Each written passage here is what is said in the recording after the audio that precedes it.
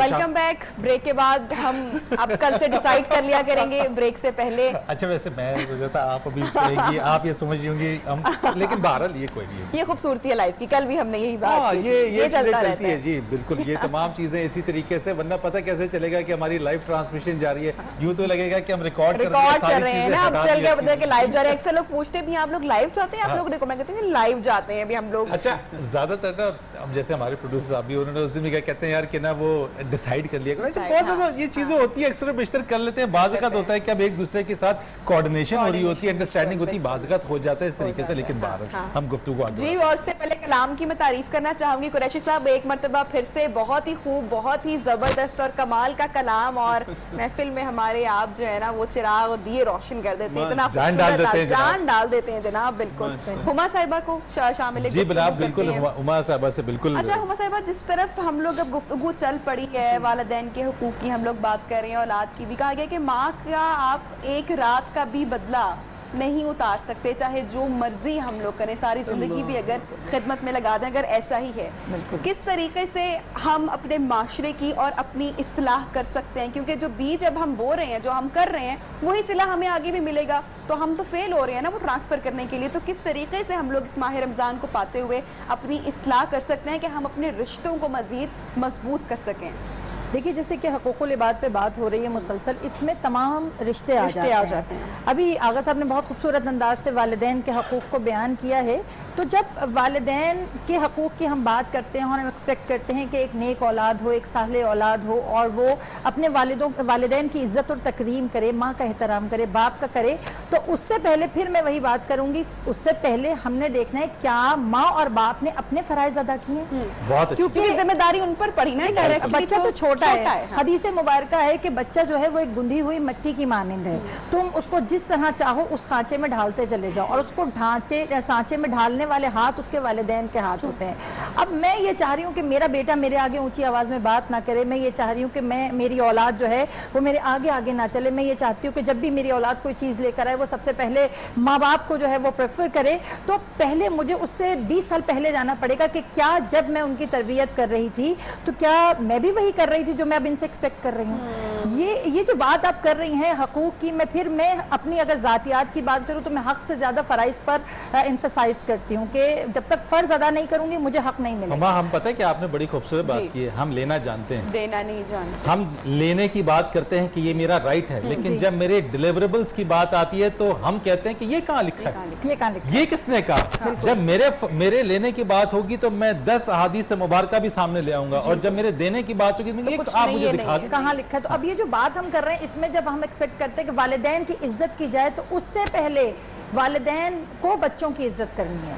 اگر آپ نبی پاک صلی اللہ علیہ وآلہ وسلم کی سیرت کا مطالعہ کریں تو آپ مجھے کوئی ایک دن رسول کا ایسا دکھا دیں جس میں انہوں نے اپنی بیٹی سے اونچی آواز میں بات کی ہو, جس میں انہوں نے اپنی بیٹی سے بلند آواز میں بات کی ہو, عزت و احترام نہ کیا. اور 4 سال کی جناب فاطمہ بھی تشریف لے کر آ رہی ہیں تو رسول کھڑے ہو رہے ہیں. اب رسول کیوں کھڑے ہو رہے ہیں؟ اس نے کے بعد آپ نے دیکھا کہ جب نبی پاک صلی اللہ علیہ وآلہ وسلم نے جناب فاطمہ کا شباب دیکھا تو وہ شباب بھی کمال تھا کہ جب رسول تشریف لاتے تو جو جناب فاطمہ کھڑی ہو جایا کرتی تھی, جب رسول تشریف لاتے تھے تو بی بی کی آواز کبھی بلند نہیں ہوتی تھی. اور اس کے بعد جب رسول اللہ نے اپنی بیٹی کو کبھی حورا کہا, کبھی انسیہ کہا, پیار سے گفتگو کی. اس کے بعد جناب سیدہ نے جب حسنین کی پرورش کی تو اگر حسنین کبھی جلدی میں آ جائیں اور جناب فاطمہ کام میں مصروف ہو تو وہ آواز دے کے یہ نہیں کہتی کہ بیٹا تم کیوں آ گئے, یا قرۃ عینی و ثمرۃ فؤادی, اے میری آنکھوں کی ٹھنڈک, اے میرے گوشہ جگر, اے میرے دل کے ٹکڑے, اے میرے پارہ جان. یہ القابات دے کر ماں اپنے بچے کو مخاطب کر رہی ہے. تو پوچھا گیا کہ جناب فاطمہ آپ اتنے زیادہ محبت اور اتنی پیاری نرمی سے کیوں بات کرتی ہیں؟ تو کہا کہ اگر کوئی والدین یہ چاہتا ہے کہ جب وہ بڑھاپے میں پہنچے اور ان کی اولاد ان کے ساتھ کرخت نہ ہو تو انہیں چاہیے کہ جب اولاد چھوٹی ہو تو وہ بچوں کے ساتھ نرمی اور آہستگی سے بات کریں. کہا میں چاہوں گا اس کو ذرا ریپیٹ آپ کریں, کیونکہ یہ باپ نے وہ کلیہ بتا دیا ہے, یہ فارمولا بتا دیا کہ اگر اس کو امپلیمنٹ کیا جائے تو میں سمجھتا ہوں کہ والدین کی یہ پریشانی اور یہ چیز ہی ختم ہو جائے. دیکھیے جہاں پہ بھی آپ کو اولاد ہائپر نظر آئے گی نا والدین کے سامنے ڈٹی ہوئی، والدین کے سامنے اکڑی ہوئی. یہ آج کل میں معذرت کے ساتھ اور افسوس کے ساتھ یہ جملہ کہوں گی کہ 70% گھروں کے یہ مسائل ہیں کہ آج 70%، صرف 30% ایسے بچے ہیں جو اطاعت گزار ہیں اور والدین کے آگے جھکے ہوئے ہیں، ورنہ 70% بچہ جب تھوڑا سا زمین سے باہر نکلتا ہے تو اس کی آواز والدین کی آواز سے بلند ہو جاتی ہے. تو جب آپ چاہتے ہیں کہ آپ کی اولاد اطاعت گزار ہو تو سب سے پہلے آپ نے بچپن میں اس کی اطاعت کرنی ہے. آپ نے اس کو ویسا بنانا ہے جیسا بنانا چاہتے ویسے بن کے دکھا دیں. تو ابھی جو آپ بات کر رہے ہیں کہ اگر ہم چاہتے ہیں کہ ہماری اولاد ہمارے سامنے اونچی آواز میں نہ بات کرے، تو جب ہم تربیت کے مراحل سے گزر رہے ہوتے ہیں تو ہمیں چاہیے کہ اپنے بچوں کے ساتھ حلمیت، اپنے بچوں کے ساتھ نرمی، اپنے بچوں کے ساتھ محبت کے ساتھ پیش آئیں، کیونکہ یہ وہ گیو اینڈ ٹیک ہے کہ جو آپ 20 سال پہلے دیں گے اور اس کے بعد 25 سال کے بعد اچھا، وہی اور آپ کی علما اولاد صاحبہ آپ کو اس میں ایک لوٹائے گی. سوال، تھوڑا سا بولڈ سوال، کہ اگر والدین کو کبھی کوئی شخص، اگر ویسے تو نہیں، ماں باپ کبھی غلط نہیں ہو سکتے، لیکن اس طرح کے زمانے میں گزرا کہ اگر کافر ماں بھی ہے تو اس کی بھی اطاعت کرو، کیا احکامات ہیں کہ اگر ماں باپ کسی موقع پر ضد پہ آپ ان کو دیکھیں تو اولاد کے اوپر اس وقت کیا احکامات ہیں کہ وہ ان سے کس طرح سے مکالمہ کرے؟ دیکھیے، یہ جو ماں باپ کا رشتہ ہے وہ ضد کا رشتہ نہیں ہے. ماں باپ کا رشتہ عزت، تکریم، احترام کا رشتہ ہے. اب جہاں عزت اور تکریم ہوتی ہے وہاں سب سے پہلا ایلیمنٹ جھکاؤ ہوتا ہے، جھکاؤ، اطاعت ہوتی ہے. وہاں پر آپ کو ان کی بات کے ساتھ ایگری کرنا ہوتا ہے. ابھی جو آپ بات کر رہی ہیں کہ مشرک والدین، کافر والدین، نبی پاک صلی اللہ علیہ وآلہ وسلم کی زندگی میں جب آپ نے دیکھا کہ بیٹے اسلام لے آتے تھے، اولاد اسلام لے آتی تھی، والدین اسلام نہیں لاتے تھے، اور بچے اپنے والدین کو چھوڑ کے رسول اللہ کی بارگاہ میں آ جاتے تھے کہ یا رسول اللہ، میرے ماں باپ تو کافر ہے، میں تو آپ کی بارگاہ میں بیٹھا ہوں اور میں جنت کے لیے آ گیا. تو رسول اللہ ان کو دوبارہ کافر والدین کے پاس بھیجتے تھے، کہتے تھے اتنا حسن سلوک کرو کہ انہیں پتہ چلے کہ تمہارا دین تمہیں ٹھیک ہے نا. یہی وہ چیز ہے. میں اسی چیز کو ذرا حقوق کی جو بات چل رہی ہے نا، آپ نے ذرا والدین کی بات کی، میں شاہ جی ایک کیس اسٹڈی اس طریقے سے آبزرویشن چیزیں میں آپ کے سامنے رکھتا ہوں کہ اب جس طریقے سے بات ہے کہ ہسبینڈ وائف کے جو حقوق ہیں، ساتھ میں ساری چیزیں، خواتین عام طور کے اوپر جو ایک کیس اسٹڈی جو سامنے آئی میرے، میں اس کو آپ کے سامنے رکھتا ہوں کہ ایک شخص ہے اور اگر وہ جو ہے وہ اس نے شادی بھی کر لی اور اپنے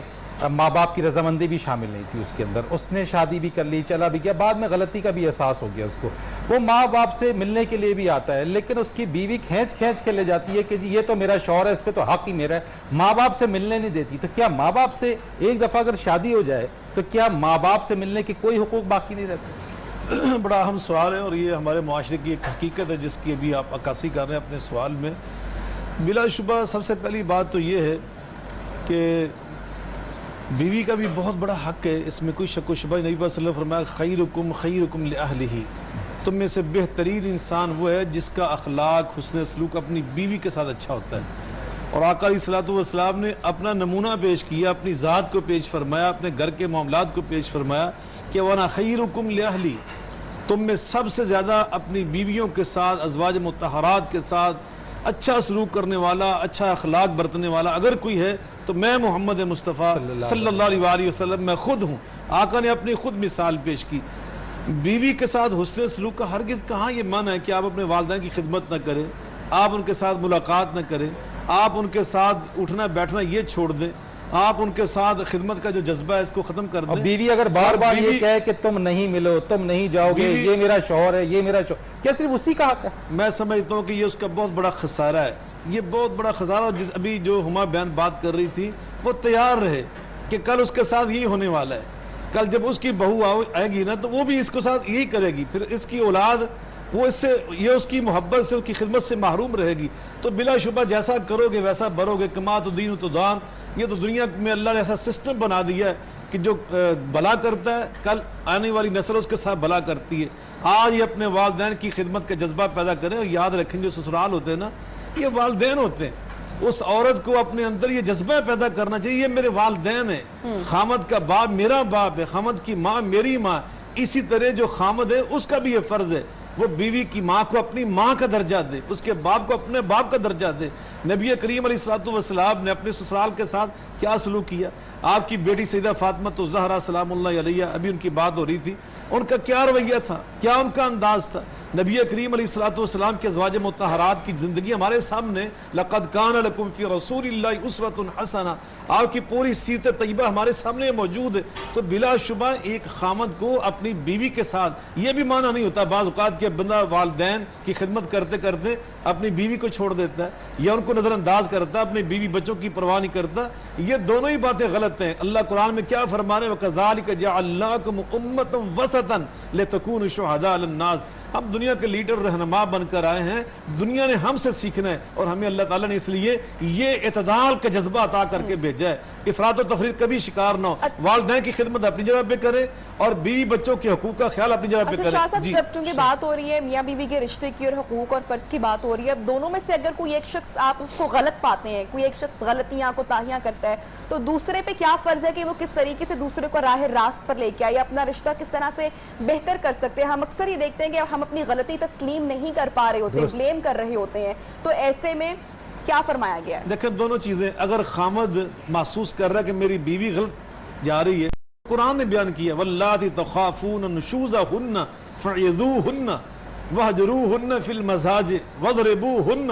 اللہ قرآن میں فرما رہا ہے کہ اگر بیویاں آپ یہ محسوس کرتے ہیں، خواتین کو محسوس کرتے ہیں کہ وہ آپ کو خود اخلاق سے ہٹ گئی ہیں، آپ کو بھی اخلاق سے ہٹانا چاہتی ہیں، تو آپ ان کو کیا کریں؟ یہ نہیں کہ پہلے دن مارنا شروع کر دیں، نہیں، فَعِظُوهُنَّ، واضح نصیحت کریں۔ واضح نصیحت کیسے ہوتی ہے؟ ادعو الی سبیل ربک بالحکمہ والموعظۃ الحسنہ وجادلہم باللتی احسن، انتہائی حسن کے ساتھ، خوبصورتی کے ساتھ۔ الرفق لا یکون فی شیء الا زانہ ولا ینزع من شیء الا شانہ، جس بات میں، گفتگو میں نرمی ہوتی ہے، اخلاق ہوتا ہے، مٹھاس ہوتی ہے، حلاوت ہوتی ہے، دل جوئی کا انداز ہوتا ہے، دل ربائی کا انداز ہوتا ہے، آقا علیہ السلام فرماتے وہ خوبصورت ہوتی ہے بات۔ اللہ فرما رہے ان کو راہ راست پہ لے کر آؤ، خوبصورت باتوں کے ساتھ، اپنی اچھی گفتگو کے ساتھ، اور بیوی بھی اسی طرح کرے۔ بیوی کے اندر بھی اللہ نے یہ صلاحیت رکھی کہ اس کی زبان میٹھی ہونی چاہیے، وہ خامد کے ساتھ کس طرح پیش آئے۔ میرے آقا علیہ السلام فرماتے ہیں بہترین بیوی وہ ہوتی ہے کہ جب اس کا خامد گھر میں ہے، اذا رات تسرہ، وہ کس انداز سے اس کا استقبال کرے، ایسا میٹھا بول بولے کہ اس سے اس کی ساری تھکاوٹ اتر جائے، اس کی آنکھوں میں ٹھنڈک پڑ جائے، اس کو سکون مل جائے۔ تو یقیناً بیوی کا بھی یہ فرض ہے، اگر خامد اس انداز کا ہے کہ ہٹ گیا ہے اور وہ حقوق و فرائض کو نہیں سمجھ رہا، تو وہ اس کو واضح نصیحت کرے، اس کو بتائے کہ اللہ کا دین کیا کہہ رہا ہے، ہمارے مالک خالق کی کیا ہم سے ڈیمانڈ ہے، اور ہمارے محبوب پیغمبر صلی اللہ علیہ وسلم کا کیا اسوہ حسن ہے، آپ کی سیرت مبارکہ ہمارے سامنے مکمل نمونہ ہے۔ تو یقیناً یہ دونوں کا فرض ہے کہ وہ اس انداز سے کریں۔ ٹھیک ہے شاہ جی، اسی چیز کے اوپر ذرا آگے مزید بڑھتے ہیں، اور نبی اس پہ بھی ذرا بات کریں گے۔ ہم نے یہ تو بات کر لی والدین یا ہسبینڈ وائف کی حقوق کے اوپر، لیکن عام طور کے اوپر دوست، احباب، رشتہ دار اور بالخصوص پڑوسی، بالکل ہم آج کل یہ دیکھ رہے ہیں کہ سب سے زیادہ ہمارے اس معاشرے کے اندر ہم سب سے زیادہ اپنے پڑوسی کو ایذا دیتے ہیں۔ آپ اگر ٹھیک ہیں، آپ بغیر کسی بات کے، بغیر کسی وجہ کے پڑوسیوں کو ایذا پہنچانے کی جو روایت، جو ایک سلسلہ ہے، وہ بہت زیادہ چل نکلا ہے۔ اس پہ ذرا بات کریں گے اپنے دونوں میں سے کلام سنیں گے۔ جی ہاں، ذیشان اظہر صاحب۔ جی ذیشان۔ مظفر وارسی صاحب کا بڑا خوبصورت کلام، اس کے چند اشعار میں بھی پیش کرتا ہوں۔ ہاں اپنی رحمت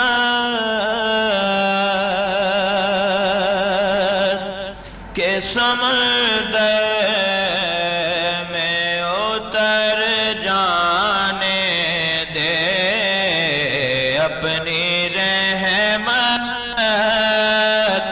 کے سمندر میں اتر جانے دے، بے ٹھکانہ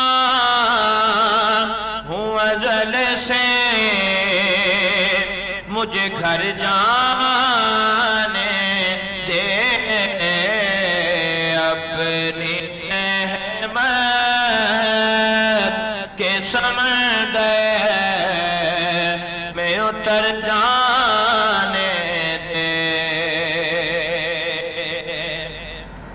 ہاں موت پر میری، موت پر میری، شہیدوں کو بھی رسکائے گا، موت پر میری، شہیدوں کو بھی رسکائے آئے گا سبحان اللہ اپنے قدموں سے لپٹ گئے مجھے مر جانے دے اپنے قدموں سے لپٹ گئے مجھے مر جانے دے خواہش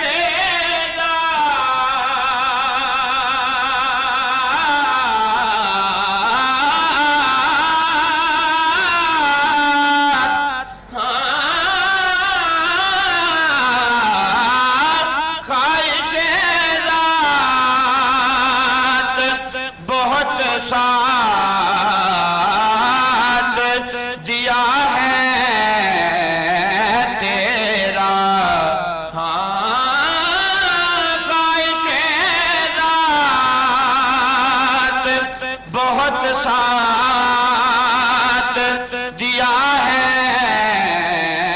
تیرا اب جدھر میرے محمد ہے ادھر جانے دے روک رضوان نہ مظفر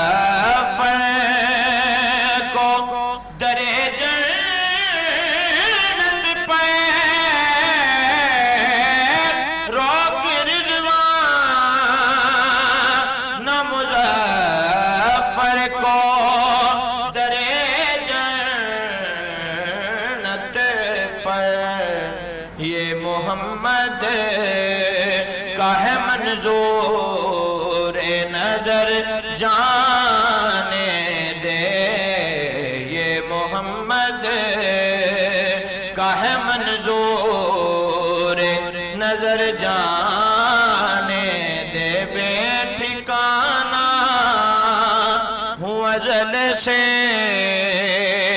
مجھے گھر جانے دے